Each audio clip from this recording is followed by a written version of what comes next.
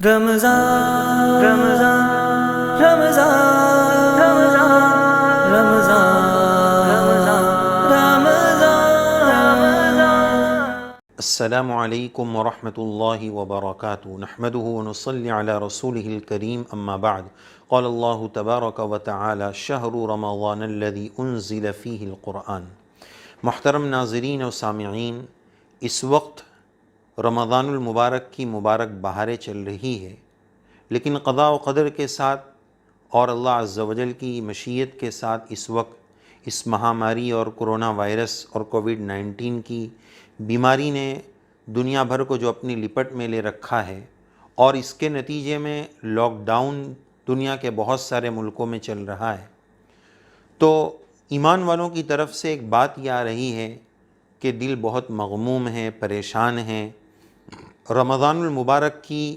وہ رونقیں اور وہ بہاریں نظر نہیں آ رہی ہیں، مسجدیں بند ہیں۔ رمضان المبارک میں جو مسجد کی رونقیں تھیں، جو بہاریں تھیں، اس سے اس سال ایمان والے محروم ہیں۔ ان سب باتوں میں ایک بات تو ہمیں یہ سوچنا ہے کہ یہ حالات ظاہر ہے کہ ہمارے گناہوں کا نتیجہ ہے، لیکن ان لاک ڈاؤن کے حالات میں رمضان المبارک کے آنے کا ایک مثبت پہلو بھی ہے، ایک اس کا پازیٹیو پوائنٹ بھی ہے۔ اس جمعہ کو حرم شریف میں امام سعود الشریم صاحب نے خطبہ دیا، اس میں حضرت نے یہی ایک بات ارشاد فرمائی تھی کہ اس کا ایک مثبت پہلو بھی ہے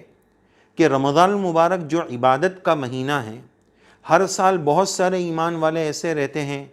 کہ ان کا کاروباری نظام چلتا رہتا ہے، وہ عبادت کو اپنا اتنا وقت نہیں دے پاتے ہیں، اور کاروبار کے ساتھ تھکے ہارے بس روزہ رکھ لیتے ہیں، زیادہ معمولات اور عبادت اور تلاوت وغیرہ کا وہ اہتمام نہیں کر پاتے ہیں کاروباری مشغولی کی وجہ سے۔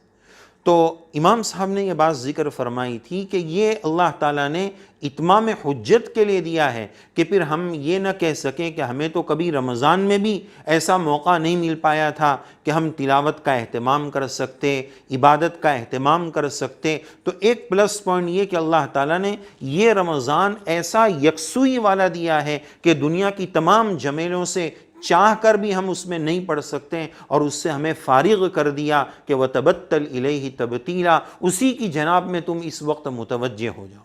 اور ان حالات کی وجہ سے، ڈر کی وجہ سے، خوف اور پینک کی وجہ سے سب کے دل ڈرے ہوئے ہیں، ٹوٹے ہوئے ہیں، اللہ کی جناب کی طرف رجوع ہوئے ہیں۔ تو یہ حالات اللہ عز و جل نے رمضان المبارک بھی اس کے ساتھ دیا کہ یہ مہینہ عبادت کا ہے، مغفرت کا ہے، شہر الغفران ہے۔ بندہ جتنی عاجزی کے ساتھ، جتنا ٹوٹ کر مجھ سے مانگے گا، میں اپنی عنایتوں کے دروازے اس پر کھولوں گا، اور حالات انشاءاللہ اللہ عز و جل درست کریں گے۔ ہم یہ امید لگا سکتے ہیں کہ اس مبارک مہینے کی برکت سے اللہ عز و جل ہمیں معاف فرما دیں گے اور اپنی ناراضگی کو ختم فرما دیں گے۔ اپنی مسجدوں کے دروازے انشاءاللہ ہمارے لیے جلد کھل جائیں گے، حرمین شریفین کے دروازے جلد کھلیں گے، طواف مسلمان کر سکیں گے، رسول اللہ صلی اللہ علیہ وسلم کے روضے پر سلام کے لیے حاضری پیش کر سکیں گے۔ بہت جلد ہم اللہ تعالیٰ کی ذات عالی سے امید رکھتے ہیں، اور ہمیں بڑی امید ہے ان اللہ والوں کی دعاؤں اور ان کی تہجدوں اور ان کے رات کے آنسوؤں سے ہمیں بڑی امید ہے کہ انشاءاللہ یہ حالات بہت جلد درست ہوں گے۔ ہم گنہگار ہیں، ہمارے اعمال اس قابل نہیں ہیں، لیکن ہمیں ہمارے ان بڑوں پر، ہمارے ان اہل اللہ پر بڑا ناز ہے، اور بڑی امیدیں ہیں کہ انشاءاللہ ان کی آہ سحرگاہی رد نہیں جائے گی، وہ ضرور بارگاہ الہی میں مقام استجابت اور مقام قبولیت کو پہنچے گی۔ اور ہم اللہ کی جناب میں ایک بات یہ بھی کہیں گے کہ قرآن مجید کی ایک صورت ایسی ہے، سورہ توبہ، جس کے شروع میں بسم اللہ نہیں لکھی ہوئی ہے، بسم اللہ نہیں پڑھی جاتی ہے۔ جب اس کا ریزن اور اس کی وجہ ہم معلوم کرتے ہیں تو کتابوں میں ہمیں یہ ملتا ہے کہ سورہ توبہ کی ابتدائی آیات اللہ تعالیٰ کی غصے والی، غضب والی آیات ہے، جلال والی آیات ہے، اور بسم اللہ الرحمن الرحیم یہ رحمت والی آیت ہے۔ رحمت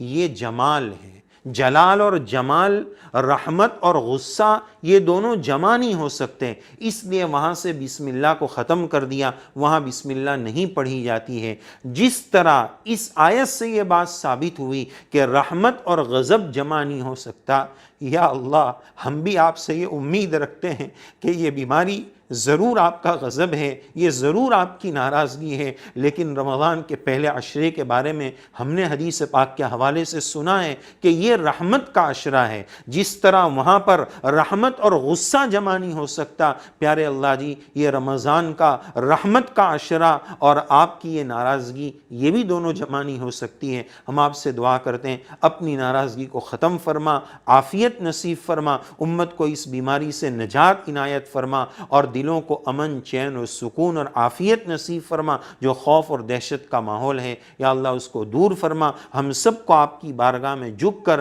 دعاؤں کا اہتمام اور اپنے گناہوں کی سچی توبہ نصیب فرما، خوف اور دہشت کو دور فرما۔ تو پیغام یہی ہے کہ ہم چہل پہل کی طرف نہ جائیں، کہ مسجد کی چہل پہل نظر نہیں آ رہی ہے، افطاری کی چہل پہل نظر نہیں آ رہی، مثبت پہلو کی طرف آئیں کہ اللہ نے ایک رمضان ایسا بھی دیا ہے جو بڑی یکسوئی والا ہے، اللہ کو منانے والا ہے، رونے والا ہے، دل ٹوٹے ہوئے ہیں، دل سہمے ہوئے ہیں، ڈرے ہوئے ہیں، بہت اچھا چانس ہے، بہت اچھا موقع ہے۔ جو جتنا اپنے رب کو منانے ٹوٹ کر منا لے سستا سودا ہے۔ ہم ایک بات یہ بھی سوچیں کہ اس وقت لاک ڈاؤن ہے، دکانوں پر لاک ڈاؤن ہے، کاروبار پر لاک ڈاؤن ہے، مسجدیں بھی بند ہیں، اس کے دروازے بھی بند ہیں، لیکن ایک لاک ڈاؤن ابھی نہیں ہوا ہے، ایک لاک ڈاؤن ابھی نہیں ہوا ہے، اور وہ لاک ڈاؤن بندے اور اللہ کے تعلق کا ہے، وہ توبہ کا لاک ڈاؤن ابھی نہیں ہوا ہے۔ اس لاک ڈاؤن سے پہلے میں سچی توبہ کر لوں، اپنے روٹھے ہوئے رب کو منا لوں، اس سے تعلق کو مضبوط کر لوں۔ اس لاک ڈاؤن سے پہلے، اس وقت کے آنے سے پہلے ہم سچی توبہ کر لیں، یہی ہمارا پیغام ہے۔ ہم یہ نہ سوچیں کہ سونا سونا لگ رہا ہے، وہ رونقیں نہیں لگ رہی ہے، مثبت پہلو کو دیکھیں کہ ایسا بھی رمضان ہمیں ملا ہے کہ ہم اللہ کو منا سکتے ہیں۔ ہر رمضان کے مقابلے میں اس رمضان میں دل اللہ کی طرف زیادہ متوجہ ہو رہا ہے۔ اس مثبت پہلو کو لے کر آگے بڑھیں، عمل کے ذوق اور شوق کو آگے بڑھائیں۔ مزید اللہ عز و جل ہم سب کو اعمال کی توفیق نصیب فرمائے، رمضان کو وصولنے کی توفیق عنایت فرمائے، اور اپنی ناراضگی کو ختم فرما کر ہم سب کی مغفرت فرمائے۔ آمین یا رب العالمین، وآخر دعوانا ان الحمدللہ رب العالمین۔ ہے ہند میں انوکھا مرکز تحفظ دین، یہ دین کا ترجمہ ہے مرکز تحفظ دین۔